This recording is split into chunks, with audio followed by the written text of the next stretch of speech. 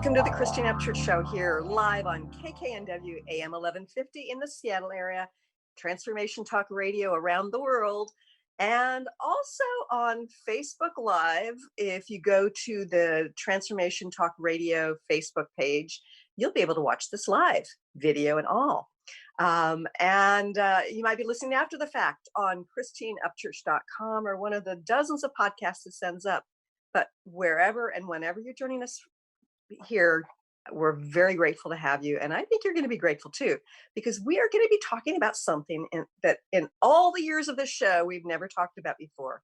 And that's about the specifics of alchemy, as well as how that relates to what's going on right now. But before we get into that, I want to say hello to the people behind the technology. Olivia, are you there on TTR? I am. Hi. Hi. Thank you for doing your part of this technological, magic. And Mr. Benny Mathers, I miss being in the studio with you, Benny. Hey. Hey, what's up? And of course, we miss you deeply here. You'll be back. Don't worry. Oh, yes. Yes, I will. And I am happily moving along in quarantine, so to speak. I had a class this weekend that I was attending. That's good. It's a mosaics mirror class. It's mandala one, and I love the classes that Angie Heinrich, Zeta Mari, that she puts on, and they've gotten changed to online classes. So anyway, our world is a different place. I'm very fortunate to be, home doing my thing as I normally do. How about you, Benny? How are things going at your end? Same here. Good. Nothing's really changed. We got a lot of homework we're still kind of catching up with. I don't really have much more to report. It seems like the Groundhog Day, just kind of going in, going out, doing it again. Yeah. And, I think that what's become clear to most people on our planet right now is that things have changed, and we won't ever be able to go back to the new norm, to normal. There will be a new normal.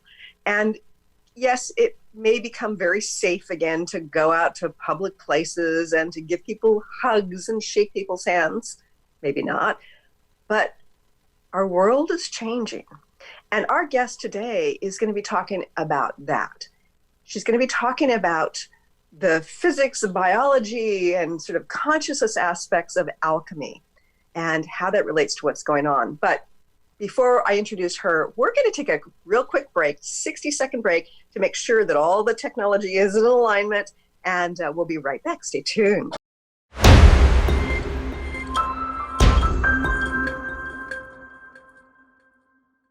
Welcome back. That was just a little bit of Michael Tomlinson. He's an amazing musician. Go to michaeltomlinson.com. Today we're going to be talking to Dr. Theresa Bullard. Now, she's got an interesting background and career path.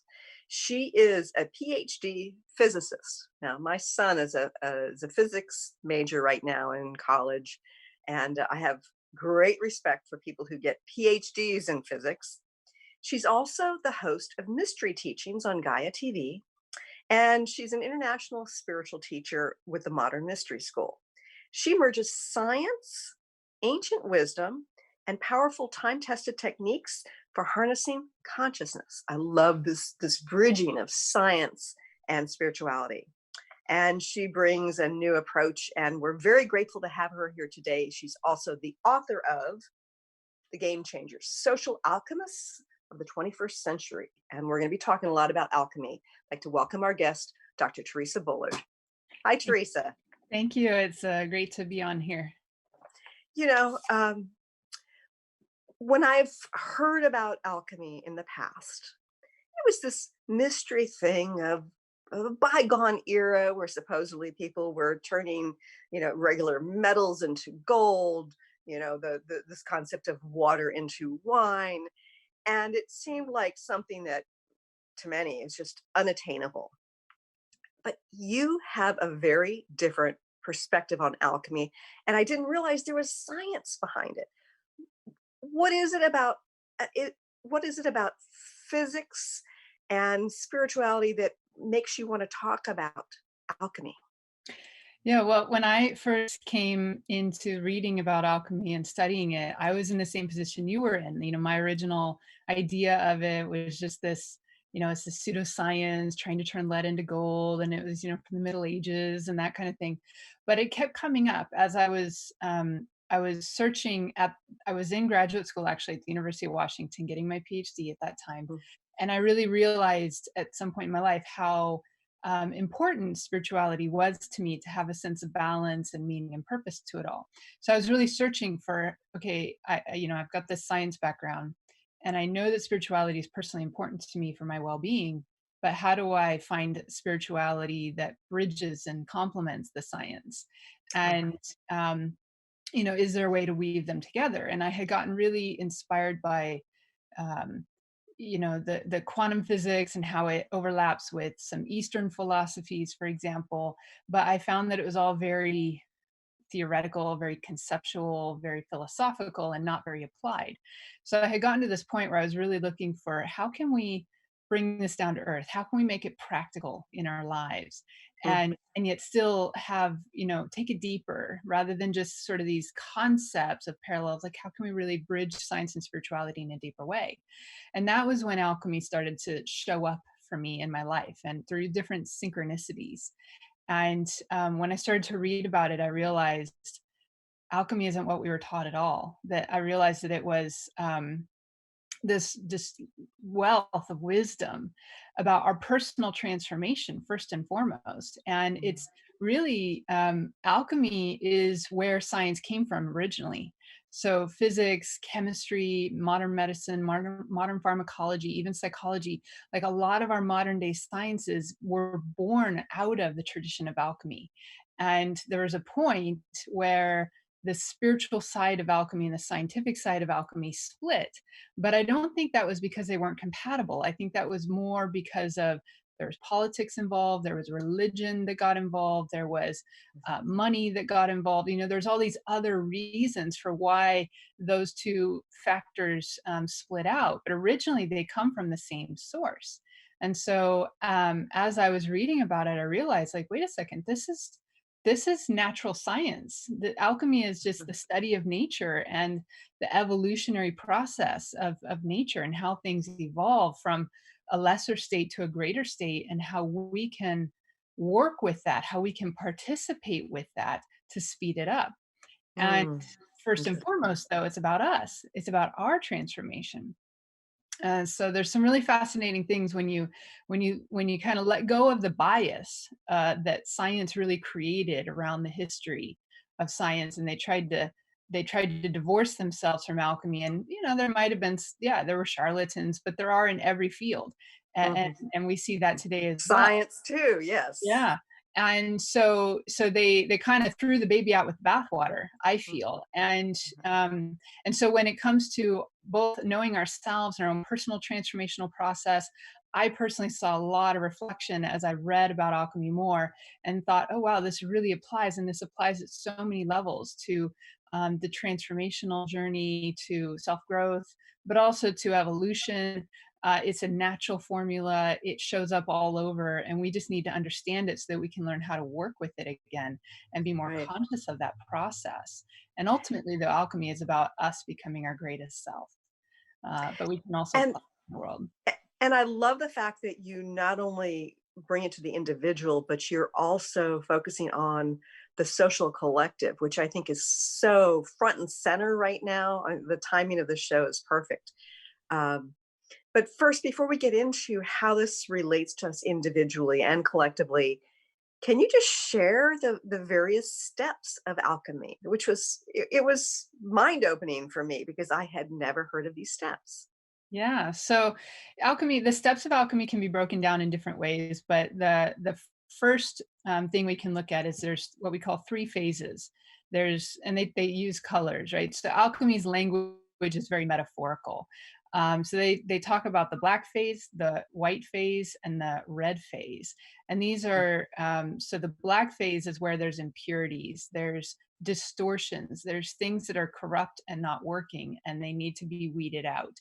And then and that's there's several steps to get through that first phase. There's about 5 steps just getting through that first phase of purifying, basically. Right. And then there's the white phase, which is, okay, now we've purified, but now we need to refine, we need to raise the vibration. And then there's the red phase, which is, okay, now everything is perfected, we need to crystallize this new state. So within those three phases, there we can break it down into 7 steps. So the first 5 steps are always in the black phase. Then there's the last 2 steps, which are in the white and then the red phase. Mhm. And so these 7 steps are, the first one is what we call calcination. And calcination is like the breaking down. It's this, it's a shakeup. It's like you're taking the old form, you're destroying it. It's a death, but it's rather shocking to us when it happens. And so, on one hand, we could say, the whole, like 9/11 was a calcination experience, where it was just shocking wake up to the whole world. Yeah. And we had, many times in our personal lives, we have like, and this could be one of those moments for a lot of people where it's like your whole life just gets turned upside down, your foundation gets ripped out from under you, you have a trauma, you have a loss of some kind. It's very disruptive to your life. That is a calcination process. And so can you give us an example in the physical realm of science, like in the laboratory? what it means, yeah. So to calcinate something is basically to burn it down to ash. So in alchemy, we might take, like if we work with herbs, for example, we would gather the herbs from nature, we would let them die, basically you dry them out. Sure. And then you take those dried leaves, you put them in a mortar and pestle, you ground them down to, you just pulverize them and destroy the old form, and then you might light it on fire to burn it down to ash. Okay. So it's a very intense kind of process that we would go through physically to do the calcination stages. And then what, like for us, what that can often bring up, it's a lot of like upset and disruption and anger and all of all confusion and so forth. And or your ego gets burned in some way and it reacts to that, right, in an extreme way usually. So then the second stage is disillusion. So in disillusion, physically what it means is you would now take that ash from the previous stage and you put it into water and you stir it up and you dissolve it. And so in a metaphorical sense and in a personal sense, it's when we start, all the stuff from the subconscious starts to stir, our emotions start to stir from the previous upset, and we get, it's murky, it's confusing, that it's emotional, it's hard to make sense of what's going on, and you might be moved to tears about it, and so forth. So it's again kind of an unsettling kind of process that we might go through, but it's more emotional versus egoic. I mean, it's the deeper parts of the subconscious rising up to be seen, to be made in touch with, so that we can start the purification of what's going on at a deeper level. So it's purifying, and the water and energy kind of cools the burn in a way, and yes. you know that you've reached the end of a disillusion stage when you've kind of cried the tears and there's not really any more tears to cry. And you feel a little more like, okay, I've let go of this emotional energy. Now I can start to think more clearly again. So then we go into separation. And in the laboratory process, once you've had that solution where everything's dissolved in water, you just basically would like sit it on a countertop and let it sit there for a while. And if you've ever drinking loose leaf tea, and you've steeped the tea and you have the leaves inside the tea, and sometimes when you just let it sit there for a bit, the tea leaves sink to the bottom, Right. and then you get the colored water in the middle, and then sometimes you'll get this little oily film on the top. This is an example of the separation stage. So in separation, you have like the different densities start to separate out. The heavy stuff sinks to the bottom and the light stuff rises to the top. So you actually get to see visually, and you could probably taste it as well, the differences between the elements within it, the parts of the whole. Yeah. Yeah. So we call this in alchemy, we would call this separating out the three essentials. So there's different essential ingredients or essences that are contained within, within the original leaves, for example, of the tea Mhm. before they were steeped. There's all the essences are bound up in there. And through the steeping process, or that dissolution process, you are separating out, you're extracting some of those essences out of the leaves, Uh-huh. and then that's why we get the benefits of it. So without having to eat the leaves, you get the benefits of what was extracted from it. Uh-huh. So this is what the separation process does. And so for us personally, and in our, if we look at it socially, it's we're now able to think more clearly again. We're able to see through some of the confusion of all the emotional stages before, Uh-huh. and we start to separate out what's true, what's not true, Mhm. what's of essence to keep here, what is distorted or what is corrupted that we need to discard. Who am I? Like, what do I really want to? What do I need to learn from this experience? Like, how Right. is this trying to help me grow, right? And so we start really asking a lot of questions and trying to assess what's what, um, Mhm. and pick the pieces out that we need to keep and what we need to throw away. And it sounds like it's the stage where you begin to get clarity. You do, yeah. You begin to get clarity. The mind comes in more. If we were to assign an element to it, it would be more air. So, first we had fire, then water, and then separation is more air, where it's Okay. mind, and the air represents the mind and our thoughts. And Mhm. so it is about trying to get that discernment coming in and really get the clarity of what decisions to make, how to change our behaviors, right? Mhm. I see that that's happening here right now as well. And what do we want to do moving forward? Like, how are we going to Right. move into a better way of life after we come out of all of this upset and disruption? Mhm. And so as we start to pick out the pieces of what we want to keep, we separate them. So we would kind of, but you separate them into three separate piles in a way. So like if we took the example of the tea, you Uh-huh. would sort of spoon off the little bit of oily film on the top and you put that in a separate vial. Then Uh-huh. you would run the rest of it through a filter, and the liquid would go into the cup, but then you have the tea leaves sort of kept in the filter. So that's Right. three separate components that now get they could be taken through further purification processes separately. So we separate out the different essentials. We don't Mhm. discard anything yet. We just sort of send them through more purification because we want to extract as much of the essential ingredients as we can. Okay. So then, once you've purified all those ingredients on a separate basis, at some point you want to bring everything back together. So the next stage, which is the fourth stage, is conjunction. And you're now bringing the different purified ingredients, essential ingredients that we want to keep back together into a Uh-huh. whole mixture. And so, you could think of in physical alchemy, you could think of herbal remedies, right? So herbal remedies are taking, especially if it's in tincture form, they've extracted the essence. They've maybe gone and taken the dead leaves or whatnot, and they've taken it through further purification. Um, Right. and then they've got the essential oil. They've got the sort of alcohol extraction of the essences and or water, and then when you do conjunction, you bring all those different components back together in a really high potency formula.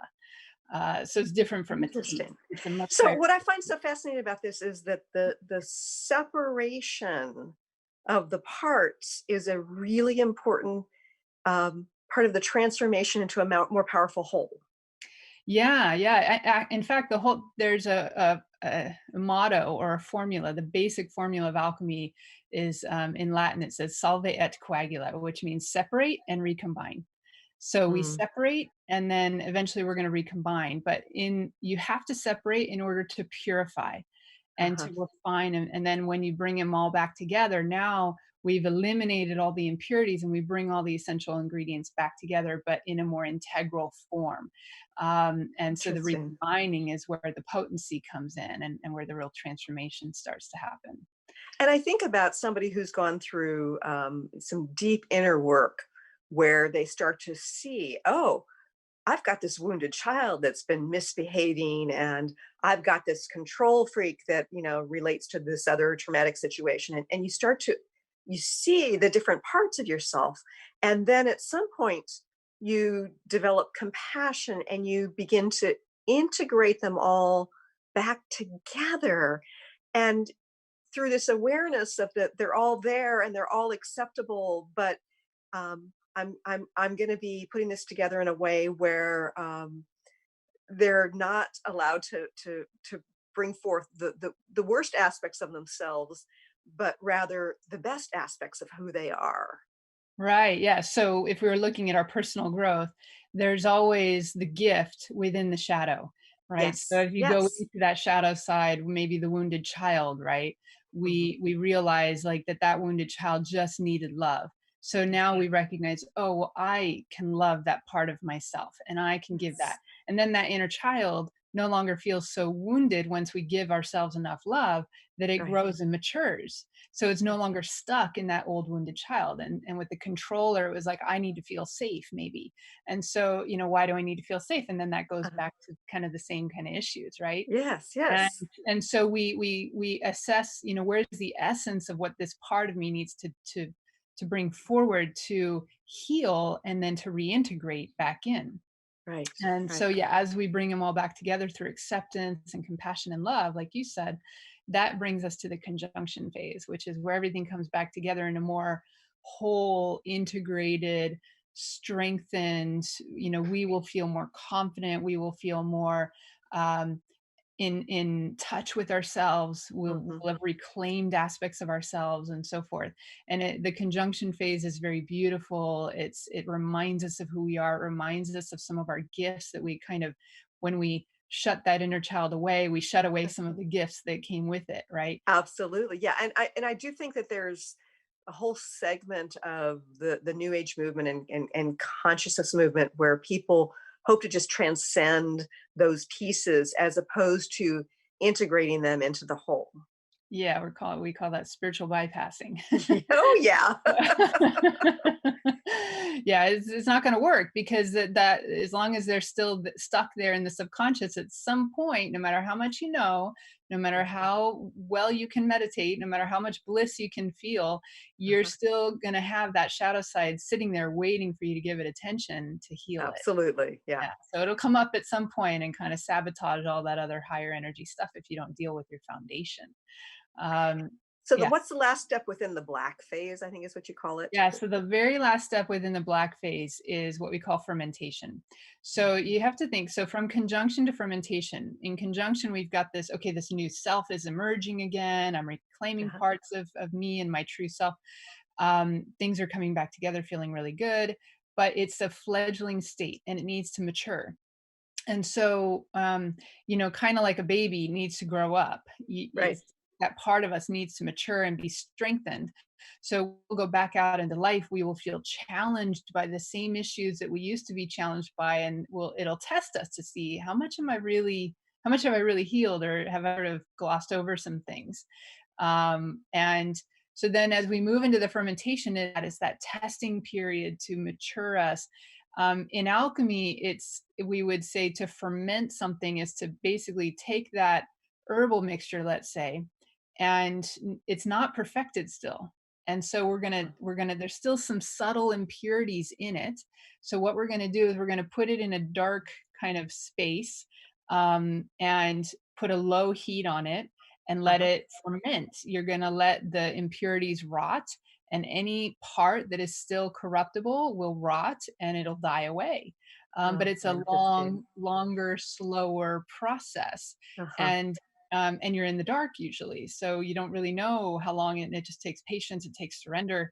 Um, it takes really letting go of some of the more subtle attachments that are harder often because we Right, might have right. convinced ourselves that those were good things. Uh-huh. um, so Yeah. we sometimes at a personal level, it's like we will realize that not only did we have attachments to personality was not serving us, Uh-huh. old issues and so forth, but we also had attachment to personality techniques that we thought were serving us, and maybe they served us Mhm. to a point, but they were actually coping strategies that were masking other things. Yeah, And yeah. we have And attachments to good things. and situations and people and so on and so forth. Yeah. Yeah. Yeah. And so our identity is wrapped up in those old things. It's Absolutely. hard to let go of for people. We're going to take a quick break, but when we return, we're going to get to the last couple of stages of alchemy and see how that relates to you personally and what that has to do with what's going on in our world right now. Stay tuned for more with Dr. Theresa Bullard here on the Christine Upchurch Show in just a few moments.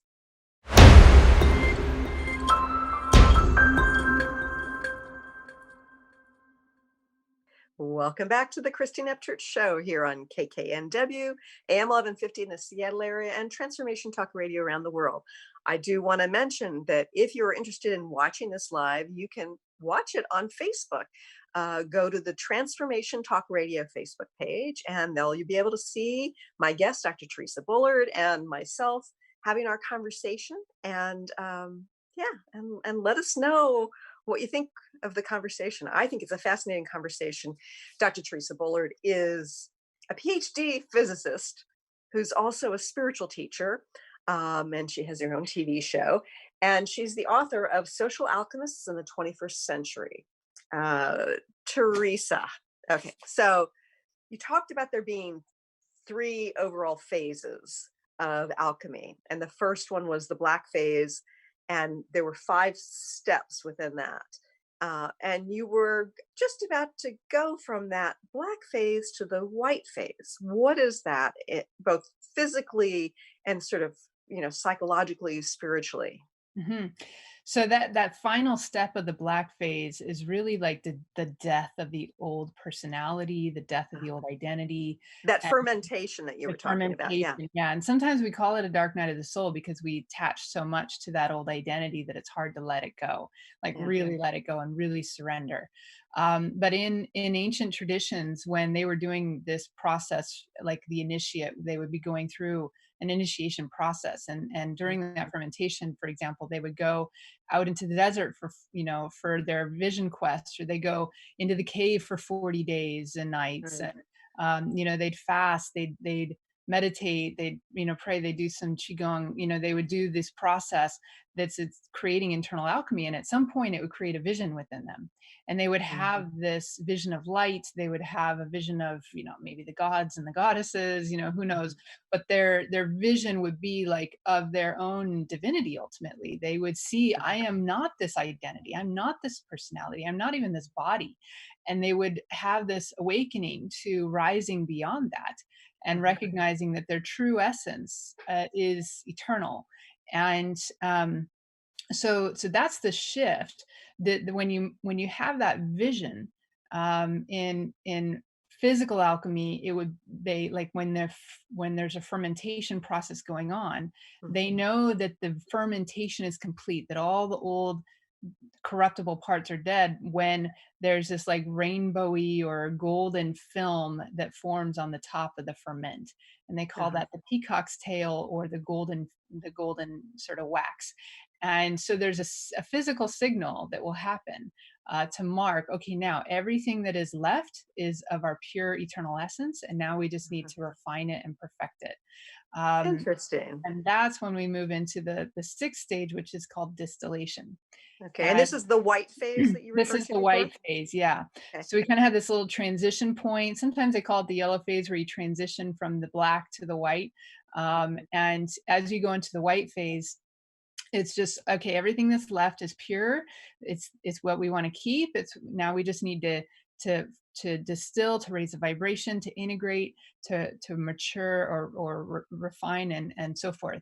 So we would take that, and now we go through, I'll explain the physical part. So if you would take what's left from the fermentation, and you now you dissolve it in water again, or some kind of solvent again, you put it into a distillation apparatus from chemistry, and you would put a heat underneath it, and as the liquid warms up, it starts to evaporate, right? So vapors start coming up, and the parts that are the most volatile, or the lightest, would evaporate first. So like the essential oils, for example, would evaporate out first, and then the liquid or the alcohol would evaporate next, and then usually the the densest stuff doesn't evaporate, but everything sort of evaporates in different stages. So it's kind of like a separation process again.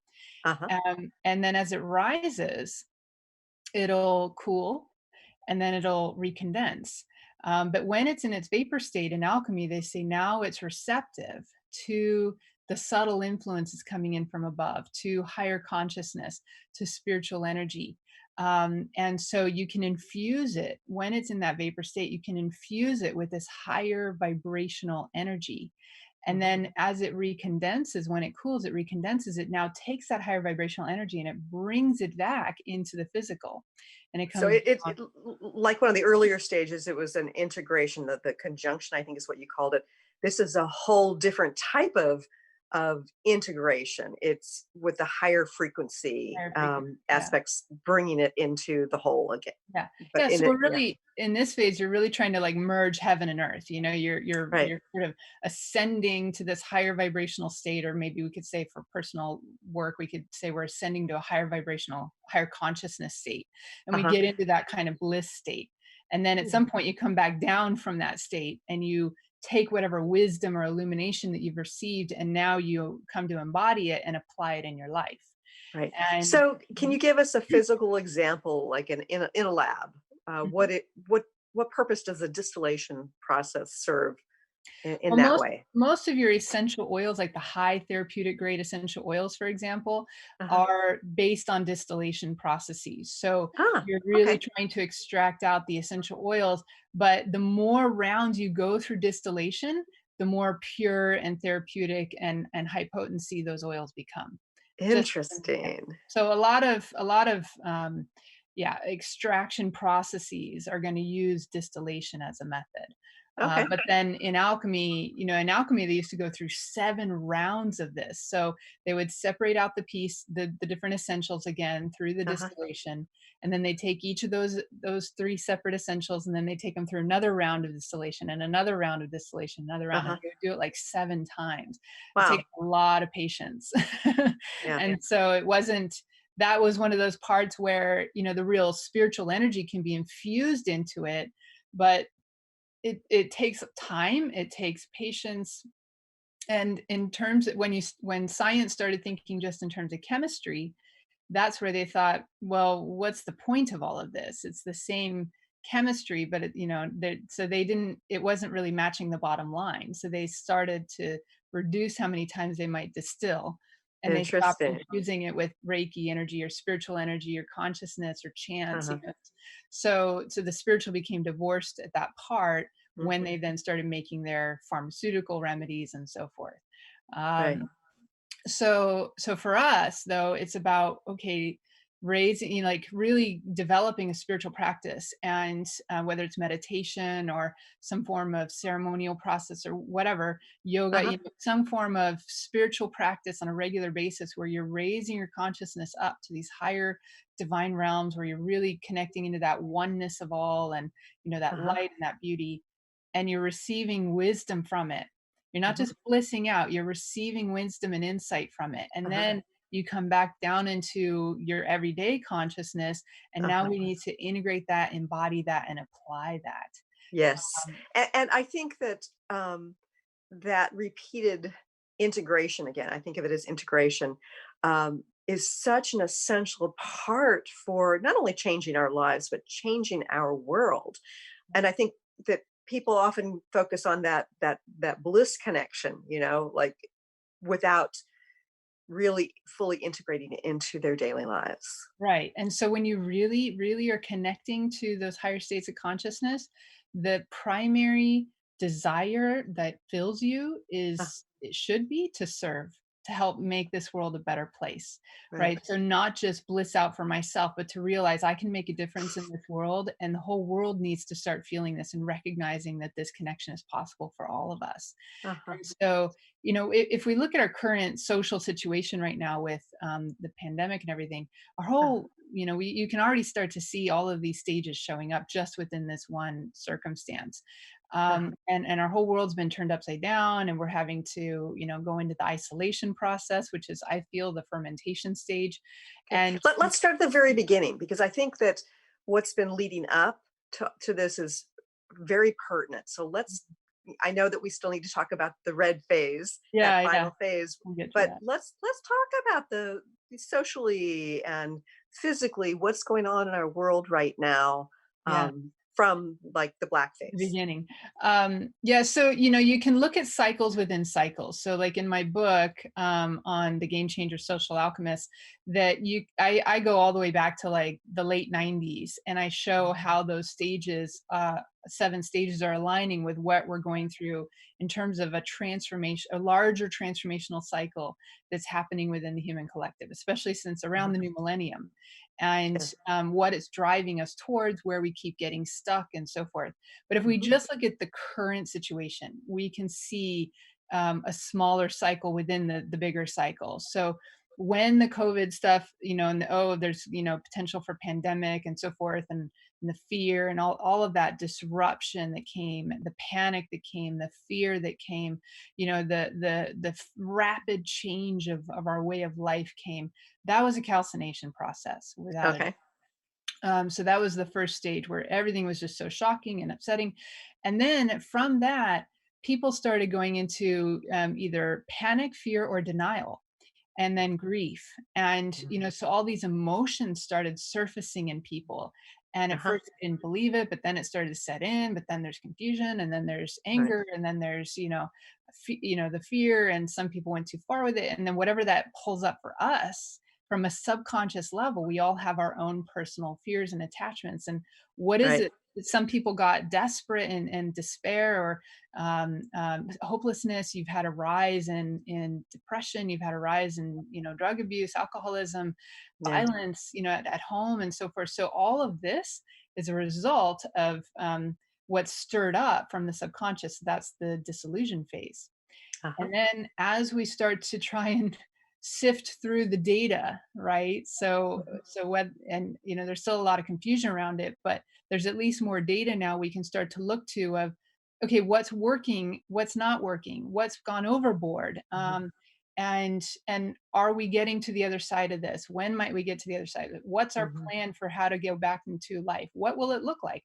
Yeah, All of and that. what's the truth? It's on Mhm. some level, it's trying to identify what's truth, what's so-called fake What's news, false? Yeah. what's sort of like a mistaken perspective.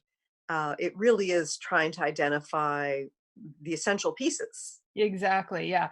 And it's still murky, so we're kind of in that process still between, for this current cycle, in that process between the separation and the settling down of the murkiness and everything Right. clarifying. So we're still Right. trying to separate out those pieces. And then I think that, once we do, it's okay, now what does our new way of life look like? So as we come into the conjunction phase, it's like, what is life going to look like as we emerge Yeah. from, this upsetting time? And it's going to be different. Mhm. So, we can look to, and I've had a number of video blogs I've been doing about this. It's like, what is it that we want to take out of this? It's really working, right? Uh-huh. So there's some things you can look at, like, okay, more personal responsibility. My actions affect everybody else. Whether I'm Uh-huh. cleaning enough, whether if I'm sick and having symptoms, I should isolate and not be exposing other people. So Right. my actions affect everybody else. So that awareness alone is golden, because it's true Yeah. all the time. We're just now becoming really conscious of it. Mhm. And then cleanliness, like, we have to be more mindful of washing our hands, cleaning our surfaces, not Right. touching our face, right? So all of the hygiene stuff, that's really important stuff, because our world's It is. very dirty, and we don't seem to be caring most of the time, but now we have to start caring. Mhm. Um, Recognition of more people reaching out their hearts to their neighbors. Oh, my neighbors are elderly, maybe they shouldn't be going out, I can do something for them, right? So there's more Right. individuals who are reaching out in compassion and neighborly good love, Mhm. and goodwill. So there's some really good things coming out of this, and we need to recognize, okay, what are those parts that we need to keep as we move forward in our society, and they need to become a way of life, not Yeah. just during this 2-month period of staying at home. They need to become a way of life, because we're not out of the clear yet.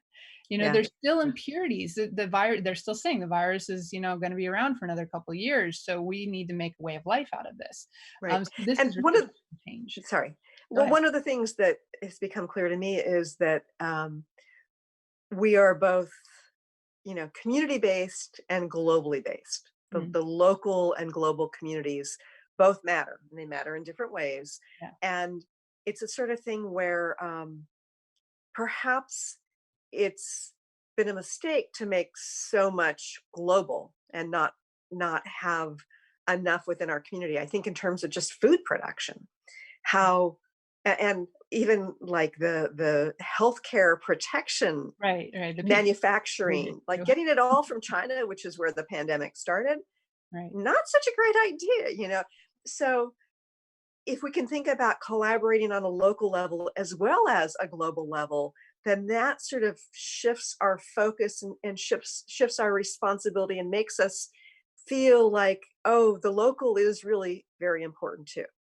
Yeah, it's like the pendulum swing. We went way too far to this globalization, and then Yeah. all of a sudden that got cut off, and we're realizing, Yep. okay, that doesn't work. And so now we need to find the balance point. So I think it's about local self-sufficiency and sustainability, but global connectivity at the same time.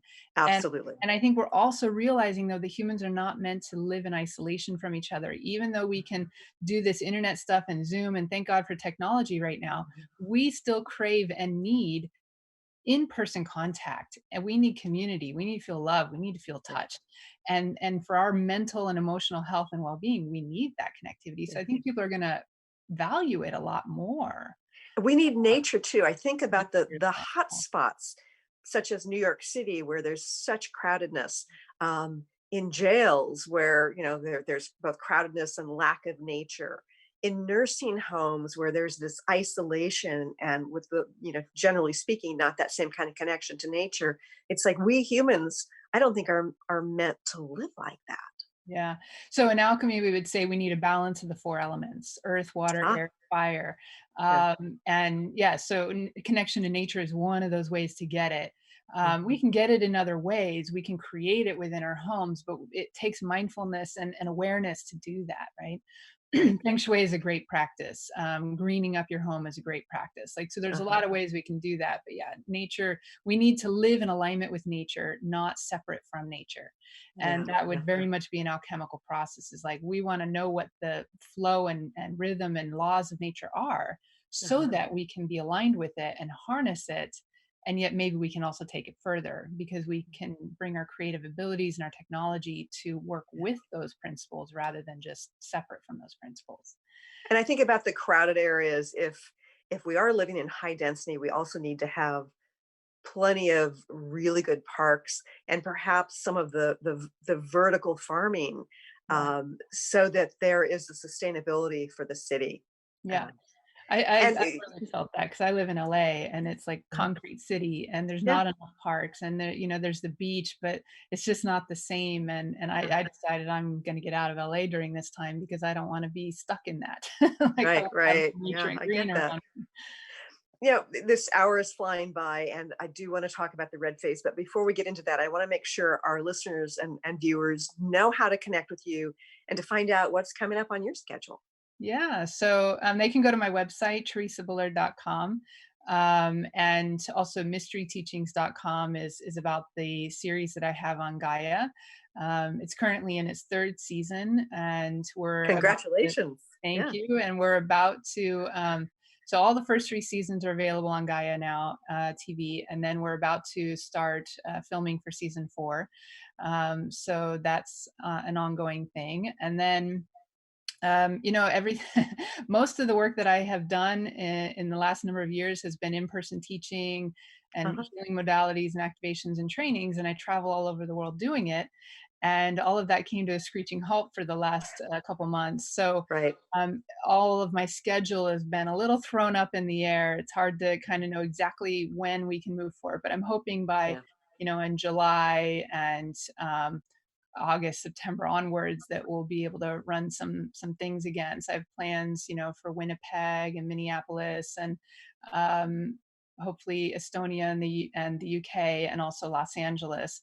Uh-huh. And so yeah, so from July onwards, and they can just watch my schedule on my website to get a sense of that. Do you do online programs? I do have one online program where it's called the Quantum Transformation Formula. It's really about helping us do exactly what I was just talking about, which is that distillation process of Uh-huh. raising our consciousness up to a higher level. I talk about accessing the quantum realm for all Uh-huh. of those new ideas that coming in from higher level of consciousness, the one mind, the universal mind, and then bringing those down through the various levels of our mind, of from brainstorming and visioning to planning to really doing the law of attraction kind of stuff, where Uh-huh. but there's more than the law of attraction. It's the full formula that's based on the alchemy, the quantum physics, and so forth. So Okay, really great. aid people in their creative process. Yeah. um, Okay, so the red phase, the final step of alchemy, what is that? Yeah, so that is a crystallization. So that is where we've been through enough of the purification and then the refinement, and we've perfected and we've raised the vibration and we've brought it to such a high vibrational state. And then you bring all those separate essentials back together again. Uh-huh. So you rejoin them, and you allow it to crystallize and form, this solid, really integral, indestructible, pure form. So it's like that's the philosopher's stone, that's the gold, that's the elixir of life, that all those things that alchemy talks about. That is that red phase, that final place. And Uh-huh. So, yeah. can you give us an example from the laboratory first, and then we'll talk Mhm. about what that means in terms of our consciousness? So in the laboratory, you would take the really highly potent purified essentials from the distillation phase, and Uh-huh. then you would mix them together again in a very, very pure form of water. A lot of the alchemists actually would collect the dew, because they felt that the dew was, the like manna from heaven, is like the purest Right. water, and they collected in these towels, and then they'd wring it out, and then they'd take that water through several distillation processes. So they really refine this water, and then you mix everything into that water, and then you allow the water to evaporate, and what remains is a crystal. So all Okay. the salts and the essentials and everything becomes crystallized, and it should, if you've done everything right, it should form, the stone. It should form the philosopher's stone. Mhm. And you will know if you've got it if you pick it up and you try to scratch a piece off of it, and it's not like it's indestructible. You can't, it's really solid crystal. And if you don't, if it falls apart, well, then that means that there was something in the process building up to that you kind of missed, and there's still impurities, and you kind of have to start from scratch again. So, So what yeah. does this mean for us as individuals and collectively? So getting to that final stage is, I would say that is what humanity as a whole is being pushed towards. We Mhm. are being pushed to become a new human, to become a more evolved, enlightened human. And in the Kabbalistic tradition, we talk about something called the Adam Kadmon, which is the perfecter, Yes, godlike human. right. And that is It's like the next. It's a blueprint of our next stage of evolution. Yeah, a lot of our superhero characters or X-Men, like that Uh-huh. idea is being depicted through some of those movies. So you're becoming this, like superhuman, godlike, Right. and we have that capacity within us. So it's for us at a very physical level. I would say we're using more of our DNA capacity. Right now, we're like maybe 3 to 5%, and we would be using a lot more of it to actively Mhm. awaken, latent gifts. We would be using more of our brain capacity for conscious awareness, not just subconscious and unconscious, but we would be more opening up our perception and seeing all the different energies around us. So we would be realizing that we can control the quantum realm, kind of like Neo in the Matrix, and we would be able to Right. control things. So it's Right. it's an evolutionary leap, and we have a lot more to go before we get there, but we are on track Mhm. for it. And I think what's so exciting when viewing the social, the physical, the economic, the the lifestyle changes underway right now, when you look at it within this context of alchemy, it it can give us hope for creating something far better, and knowing that we need to let go of things and go through some difficult cycles in order to get there. And I'm so grateful that you have taken your scientific background and connected that with the spiritual realm in a way that is very meaningful in our human existence. And I want to thank you for that. And I want to thank you, Theresa, for joining us here today. Thank you, Christine. It was great, very fast paced, but I hope it's useful for people to see some light in this challenging time. And I want to thank you for joining us here today. I look forward to talking to you again soon. Bye, everybody. Thanks so much for tuning in today. If you'd like to empower yourself to step further into your vibration of change, please visit my website at christineupchurch.com, where you can learn more about my insights, upcoming events, and private sessions.